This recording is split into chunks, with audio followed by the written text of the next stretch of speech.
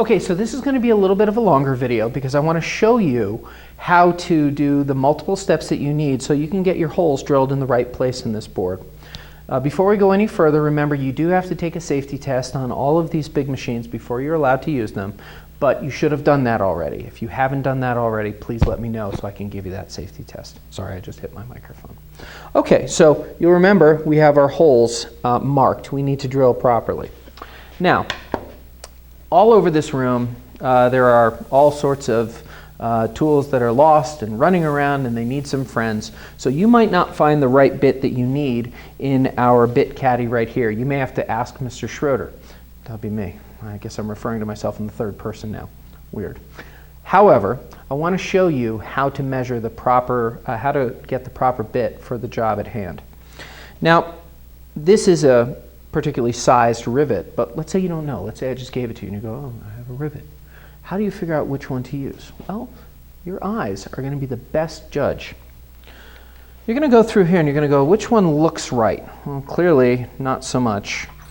And, well, let's put this one in there. That's where that one lives anyway. Always return the bits here, please. Okay, so Goldilocks says it's not this one, it's not this one. It's one of these in here. So we're going to kind of narrow it down and go, okay, this one looks pretty good. So now if the camera can see, first thing I'm going to do is I'm going to do a left-right. Do they look about right? Yeah, they do. But here's the trick. Put the bit in front of the rivet. Is any part of the rivet peeking out on the side of it? If it is, the rivet's too skinny.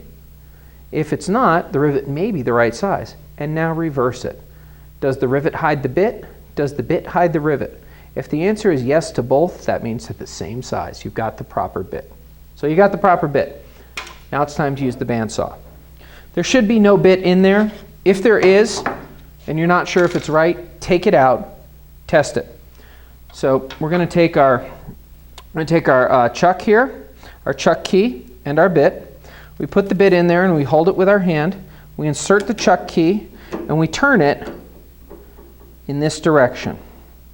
And we continue turning it until the jaws of the machine have bit down on the drill bit. And then we give it an extra snug up turn. Now we're going to test to see if it's in proper alignment. Easiest way in the world is to turn it on, and if the bit stays in one place and just spins, it's right. If it wobbles, it's wrong. So let's test it. It's right. No wobble. See, there's no wobble? So we turn it off. Now, we're going to make sure we put our chuck key always back on here before we go to do any other work. We've got our holes here, nice and small, not big and sloppy, nice and small. We put it on the workstation. I'm going to lower the bit down, holding the work exactly in place. And now while the machine is holding it down, I turn and I clamp. Ooh, my clamp is loose. See that? If my clamp is loose or too tight, I adjust this knob right here. And in this case, I'm going to tighten it up a little bit, pushing that clamp down until it really gets that work nice and tight. All right. Now we're ready to drill. The key about drilling is to go at the right speed for the bit. Too slow, you'll melt the plastic. Too fast, you'll crack the plastic. Watch me do the right speed. Turn it on. Left hand stabilizes the work. Right hand controls the drill. You'll see the little pigtails come up. And I'm through. Now I bring it back up. Turn it off. Unclip. Repeat the process. Turn the machine off, use the bit to hold it down, and clamp in place. Sometimes you need to adjust that clamp even after one job is done. Now I'm going to show you how to do it wrong. I'm going to go too fast and you're going to hear a crack. I want to do this so you understand what not to do. So again, this is what not to do.